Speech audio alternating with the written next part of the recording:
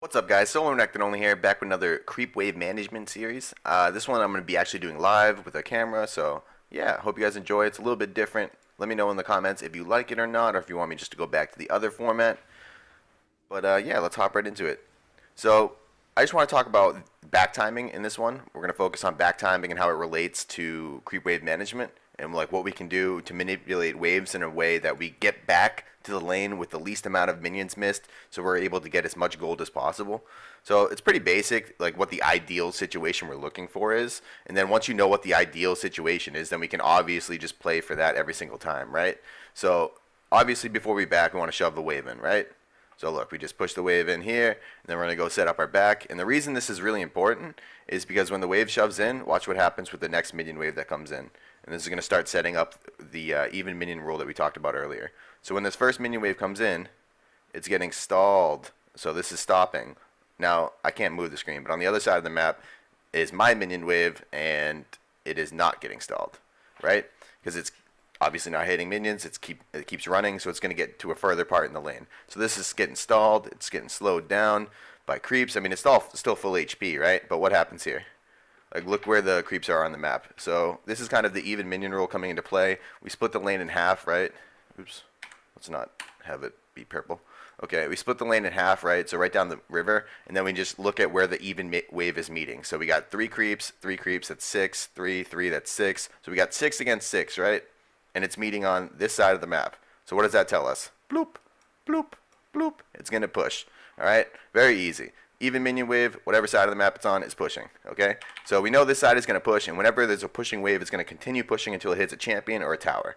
So this is the ideal situation, because what's going to end up happening here is the wave is going to push to us. So when we get back to the lane, there's a giant wave outside of our tower. And that is the most ideal situation. You want to get back into a lane when there's a giant creep wave coming to you, but right before it gets to your tower and you miss all that minions. So that's kind of how you want to play these timings out. And that's, this extends to roaming. This extends to your teleports. Like when you're using your teleport, you want to be teleporting. You don't want to teleport when a wave is coming toward you like this. Like in this situation, right? We would never want to teleport here.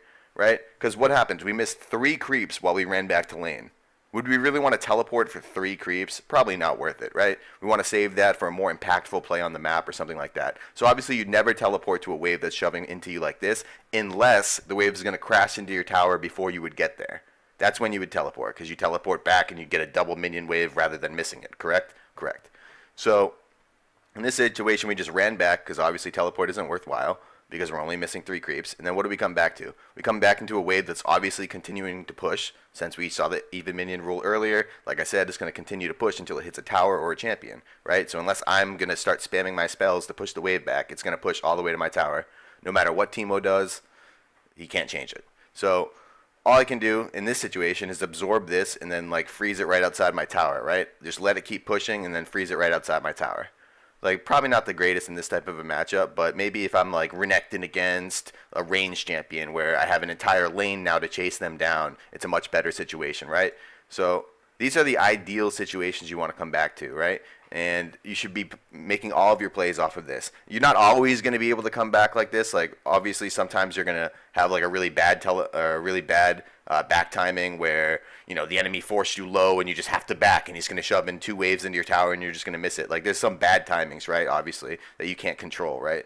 But when you can control it and you can't control your back time, you're always looking for the situation in which there's a wave pushing to you that you're going to get there before it hits your tower. That is always the most ideal situation. Now we're going to run through another play where the wave is pushing against us and we have to back, and we'll just see the difference in the amount of minions that we come back to and the situation in lane that we come back to. Alright, and for the second part of the video, we're going to do a different little clip here. It's going to be with Aurelia and our Jax, and in this scenario, Aurelia is pushing right now, but Jax is going to be the one that forces her back. Well, I mean, I guess Kha'Zix forces her back, but either way. So Kha'Zix comes, ganks, Aurelia doesn't have wards up, and she has a lot of gold, so she just wants it back. Not a bad back timing for her. She's going to actually come out to a pretty good scenario. Like we said, we always want to come back to a wave that's pushing to us. What do we have over here? We got 3. Well, we got basically an even minion rule. 3 and 3. It's obviously we split the lane right here again. Boom. This is going to push.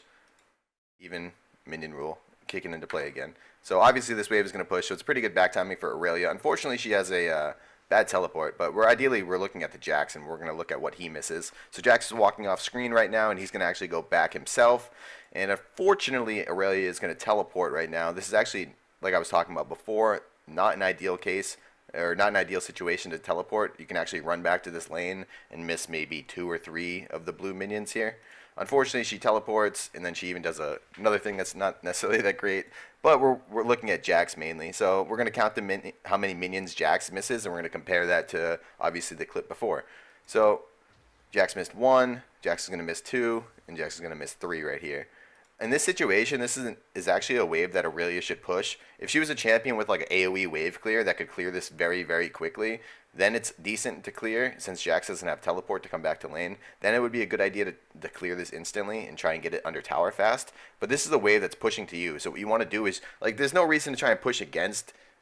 You just gotta go with the flow, right? It's kind of like water, right? Just go with the flow. The wave's pushing to you. No need to try and fight against the current. Just let it come to you and freeze it right outside the tower. Like 1, 2, 3, 4 minions on this side. 1, 2, 3, 4, 5, 6, 7. Obviously, this wave is pushing, right? So it's gonna push until it hits a tower or a champion. Unfortunately, it hits a champion that wants to push it back. So this is not really the ideal situation that she should do, but she still punishes him, and he still misses. Jax still misses like a lot of creeps. So that's the 4th creep that Jax has missed. This cannon minion is going to be the 5th creep that Jax has missed.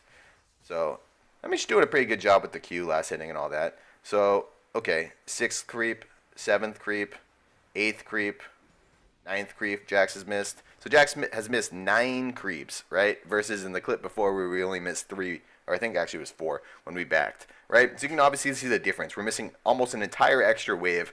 And in this situation, Aurelia could have capitalized even further by freezing the wave, denying Jax even more creeps, and creating a position where Jax has to overextend because you're freezing outside your tower. So Jax would have to overextend, be susceptible to ganks, and then Aurelia is obviously safe from ganks because she's under tower. Really easy spot to farm from, right?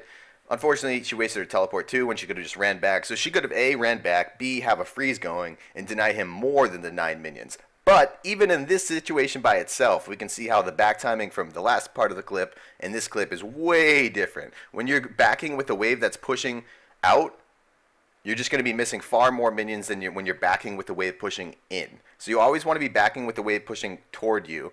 And like obviously the easiest way to do this is shove the wave under tower and then leave. So when people ask like, what do I do after I get a kill? You immediately shove the wave and then you leave. Although if you're under threat from them teleporting back and then killing you right away, obviously it's a more ideal position just to back away and stay safe. Like sometimes you're not always going to be able to make the most ideal situation, but this is just showing you the difference between the most ideal and the average situation you're going to run into, right? So you're always striving for the most ideal, and if you want to see it done in a real game, you can click the annotation on your screen now. It's a play from KFO against Faker, and he does it really, really well. Executes pretty good back timing and teleports back without missing very many creeps. So if you want to check that out, click the annotation on your screen now. If you enjoyed the video, make sure to drop a like and subscribe, and let me know what you think of the new format and any suggestions that you might have. Thanks for watching, guys, and I'll see you guys next time. Peace!